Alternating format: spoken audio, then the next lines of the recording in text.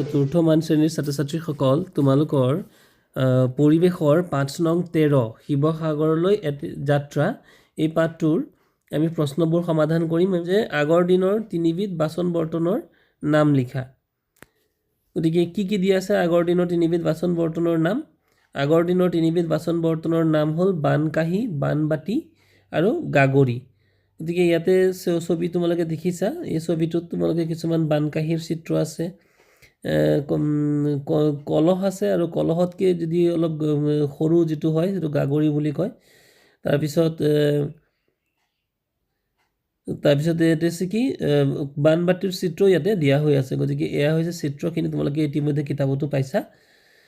তাৰ পিছৰটো প্ৰশ্ন খ নম্বৰ, শিৱসাগৰত থকা 3টা কীৰ্তিচিহ্নৰ নাম লিখা। শিৱসাগৰত থকা তিনিটা কীৰ্তিচিহ্ন মানে যিসকল মানে আমাৰ আহোম ৰজাসকলে বা পূৰ্বপুৰুষসকলে যিখিনি নিৰ্মাণ কৰাইছিলে বা যিখিনি কীৰ্তিসৌধ নিৰ্মাণ কৰাইছিলে সেইখিনিৰ নাম লিখিবলৈ দিছে। গতিকে সেই নামবোৰ হ'ব শিৱসাগৰত থকা 3টা কীৰ্তিচিহ্নৰ নাম হ'ল কাৰেংঘৰ, ৰংঘৰ আৰু তলাতল ঘৰ। গতিকে ইয়াত কাৰেংঘৰৰ চিত্ৰ, ৰংঘৰৰ চিত্ৰ আৰু তলাতল ঘৰৰ চিত্ৰ।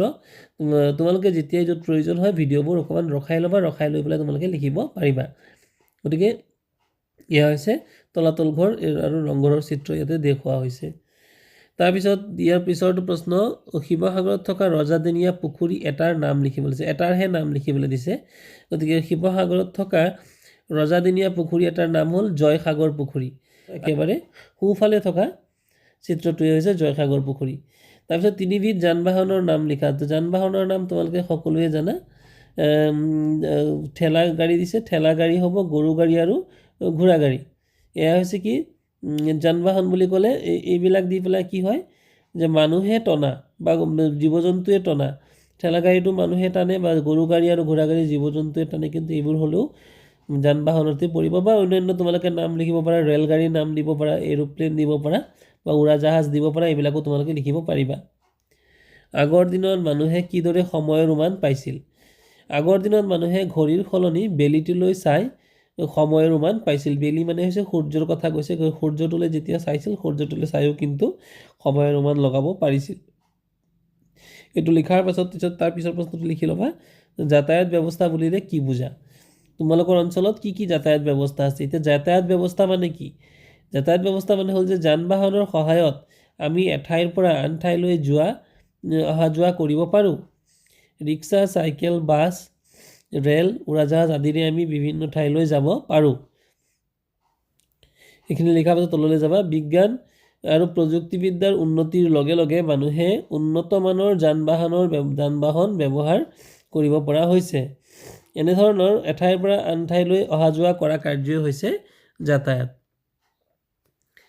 গতিকে যাতায়াত সম্পৰ্কে অকণমান দীঘলকৈ লিখা হৈছে, তোমালোকে অকণমান চুটিকৈও লিখিব পাৰিবা যে আমি এঠাইৰ পৰা আন ঠাইলৈ অহা যোৱা কৰিব পৰা যিবোৰ সাধনৰ দ্বাৰা আমি অহা যোৱা কৰোঁ সেইবোৰেই হৈছে যাতায়াত, আৰু এই অহা যোৱা কৰা ব্যৱস্থাটোৱে হৈছে যাতায়াত ব্যৱস্থা।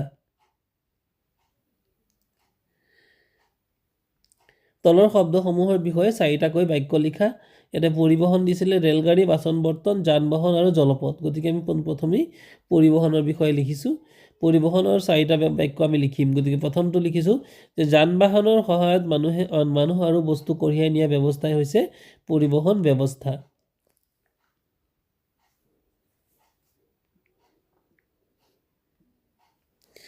তাৰপিছত হৈছে আমাৰ দেশত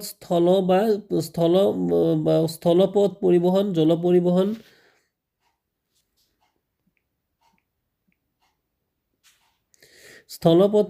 জল পৰিবহণ, ৰেল পৰিবহণ, আকাশী পৰিবহণ আৰু ৰছী পৰিবহণ ব্যৱস্থা আছে। গতিকে এইটো ৰছীটোক ৰজ্জু বুলিও ক'ব পাৰি, গতিকে এইটোক ৰছী বুলি কৈছে। তাৰপিছত হৈছে কি পৰিবহণ ব্যৱস্থাত আমি নানা প্ৰকাৰৰ যান বাহন ব্যৱহাৰ কৰোঁ। গতিকে পৰিবহণ ব্যৱস্থাত আমি কি কৰোঁ? নানা প্ৰকাৰৰ যান বাহন ব্যৱহাৰ কৰোঁ বুলি কৈছে। আৰু 4 নম্বৰটোত আছে আমাৰ গাঁৱত স্থল বা পথ পৰিবহণ ব্যৱস্থা আছে গতিকে আমাৰ কি আছে স্থল পৰিবহণ ব্যৱস্থা বা পথ পৰিবহণ ব্যৱস্থা আমাৰ গাঁৱত আছে গতিকে 4টা বাক্য আমি লিখি ল'লোঁ এইবাৰ ৰেলগাড়ীৰ বিষয়ে আমি 4টা বাক্য লিখিম গতিকে ৰেলগাড়ী কি লিখিম যে ৰেলগাড়ীৰ জৰিয়তে দূৰ দূৰণিৰ ঠাইলৈ যাব পাৰি প্ৰথমটো আমি লিখিলোঁ লিখি ল'বা তোমালোকে তাৰপিছত আছে 2 নম্বৰটোত ৰেলগাড়ীত উঠিবলৈ হ'লে টিকট সংগ্ৰহ কৰাটো প্ৰয়োজন টিকেট কাটিব লাগে হয়নে বাৰু তাৰপিছত 3 নম্বৰটোত দিছে যে ৰেলগাড়ীত উঠাৰ কিছু সময়ৰ পিছত টিকট কালেক্টৰ টিকটসমূহ পৰীক্ষণ কৰে মানে টিকেটবিলাক কি কৰে পৰীক্ষা কৰে আৰু 4 নম্বৰত দিছে কি নিৰ্দিষ্ট সময়তহে ৰেলগাড়ী চলে হৈ গ'ল এই 4টা বাক্য তাৰপিছত আছিল বাচন বৰ্তনৰ বিষয়ে 4টা বাক্য হ'ব আগৰ দিনৰ বাচন বৰ্তনবোৰ আজিকালি প্ৰায় নোহোৱা হৈছে প্ৰথমটো 2 নম্বৰ বাক্য বানকাহি বানবাটি গাগৰি আদি বাচন বৰ্তনবোৰ আজুককা আইতাহঁতৰ দিনৰে বাচন বৰ্তন তাৰপিছত দিছে 3 নম্বৰ আগৰ দিনৰ বাচন বৰ্তনবোৰ দেখিবলৈ বৰ ধুনীয়া আৰু 4 নম্বৰত দিছে সকলোৰে ঘৰত বাচন বৰ্তন থাকে গতিকে এই 4টা বাক্য তোমালোকে ভিডিঅ'টো ৰখাই লৈ লিখি ল'বা তাৰপিছত আছিল যান বাহনৰ কি দিছে যান বাহনৰ বিষয়ে 4টা বাক্য 1 নম্বৰ যান বাহনৰ সহায়ত আমি এঠাইৰ পৰা আন ঠাইলৈ অহা যোৱা কৰিব পাৰোঁ প্ৰথমটো বাক্য 2 নম্বৰ বাক্য বিজ্ঞান আৰু প্ৰযুক্তিবিদ্যাৰ উন্নতিৰ লগে লগে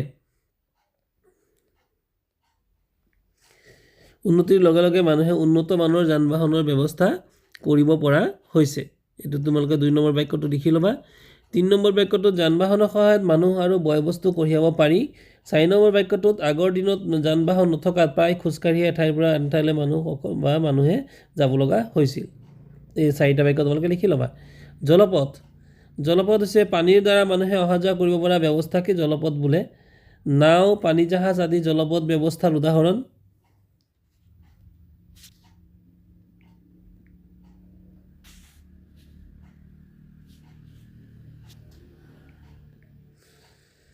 তাৰপিছত আগৰ দিনত এইটো 2টা বাক্য হৈ গ'ল 3 নম্বৰ বাক্যটো হৈছে আগৰ দিনত মানুহে অহা যোৱা কৰিবলৈ জলপথ ব্যৱস্থা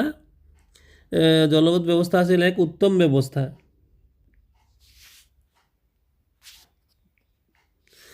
তাৰপিছত 4 নম্বৰ বাক্যটো জলপথৰ দ্বাৰা মানুহে দূৰ দূৰণিলৈ যাব পাৰিছিল হৈ গ'ল এয়া 4 নম্বৰ প্ৰশ্ন তাৰপিছত 5 নম্বৰ প্ৰশ্নটো দিছিল ক অংশৰ লগত খ অংশ মিলাব দিছে ইয়াতে আচলতে ক অংশ আৰু খ অংশ নাও ক'ত চলে আলিবাটত চলে নেকি নচলে এইটো ভুলকৈ দিয়া হৈ আছে গতিকে আমি কি কৰিব লাগিব এয়া হৈছে প্ৰশ্ন আমি উত্তৰটো আমি ইয়াতে শুদ্ধকৈ লিখি লৈছোঁ যে ক অংশৰ লগত খ অংশ মিলাই লৈ যে নাও ক'ত চলে জলপথত উৰাজাহাজ আকাশী পথ তাৰপিছত ৰেলগাড়ী হৈছে ৰেলপথ আৰু ঘোঁৰাগাড়ী হৈছে আলিবাট গতিকে এইটো তোমালোকে লিখি ল'বা 6 নম্বৰ প্ৰশ্নটোত তোমালোকৰ ঘৰত ব্যৱহাৰ কৰা যিকোনো এবিধ বাচনৰ ছবি আঁকা বাচন বুলি ক'লে ছাত্ৰ ছাত্ৰীয়ে নিজে তোমালোকে কৰিবা ইয়াতে এইবোৰ এটা বাচনৰ এটা চিত্ৰ আছে তোমালোকে কোনটো বাচন তোমালোকৰ ঘৰত আছে বা ইয়াৰ তলত কোনোবাটো বাচন আছে নেকি যদি চাই লৈ পেলাই তোমালোকে ইয়াৰ পৰাই আঁকিব পাৰিবা গতিকে মৰমৰ ছাত্ৰ ছাত্ৰীসকল যদি ভিডিঅ'টো তোমালোকে ভাল বুলি পালা তেতিয়াহ'লে নিশ্চয়কৈ লাইক কৰি পেলাই শ্বেয়াৰ কৰি দিবা আৰু পোনপ্ৰথমবাৰৰ বাবে চেনেলটোলৈ যদি আহিছা চেনেলটো ছাবস্ক্ৰাইব কৰি দিবা থেংক ইউ